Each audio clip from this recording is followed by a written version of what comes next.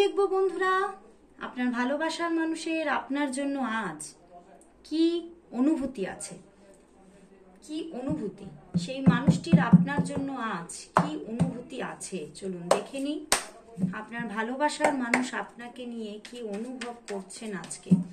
তার মনের মধ্যে আপনার জন্য কি চলছে, কি চলছে, কি চলছে। বাহ বন্ধুরা, আপনার ভালোবাসার মানুষ আপনাকে আজকে তার মনের মধ্যে আজকে আপনার জন্য বুক ভরা ভালোবাসা, প্রচন্ড একটা ভালোবাসা ফিল করছে এবং কোথাও সে এটাই ভাবছে যে তুমি আমার আশা পূরণ, তুমি আমার সবকিছু।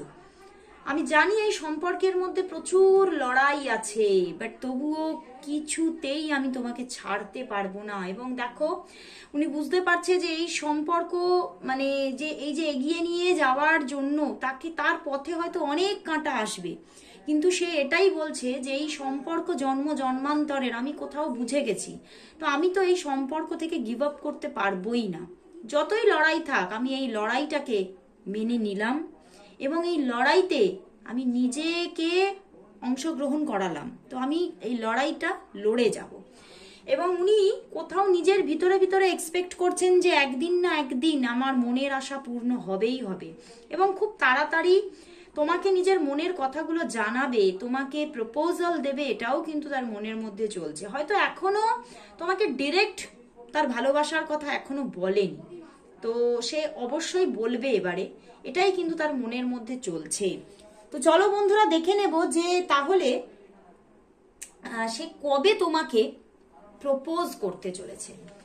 তোমার ভালোবাসার মানুষ তোমাকে কবে প্রপোজ করবে, ডিরেক্টলি কবে প্রপোজ করবে তোমাকে। তোমার ভালোবাসার মানুষ ডিরেক্টলি কবে প্রপোজ করবে, তোমার ভালোবাসার মানুষ তোমাকে ডিরেক্টলি কবে প্রপোজ করবে।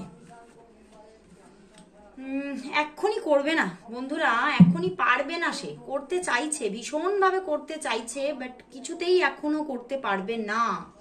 কিন্তু অপেক্ষা করবে, কিন্তু অপেক্ষা করবে সেই দিনের, সেই সময়ের, সেই মুহূর্তের যে সময়ে এই সম্পর্কের মধ্যে সমস্ত বাধা মিটে যাবে।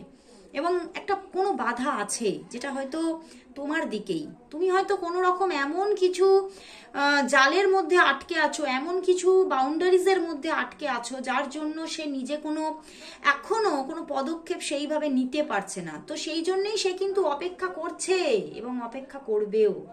সে সেই সময়ের, সেই মুহূর্তের অপেক্ষা করছে যখন এই সম্পর্কে তোমার দিক থেকেও একটা ফ্রিডম থাকবে এবং সেই জন্যে সে কিন্তু নিজের মধ্যে সেই জায়গাটাকে ধরে রাখছে, সেই জায়গাটাকে প্রিপেয়ার করে রাখছে যে সময়, সেই সময় এসে যাবে, সেই মুহূর্ত এসে যাবে, তখনই কিন্তু সে তোমাকে প্রপোজ করবে। এবং সেটা আসছে, সেটা খুব বেশি দূরে নয়, এটা কিন্তু খুব বেশি হলে 4 to 6 মান্থের মধ্যেই সেই জায়গাটা আসতে চলেছে। তোমার দিকে তার দিক থেকে প্রপোজাল আসবে 4 to 6 মান্থের মধ্যে।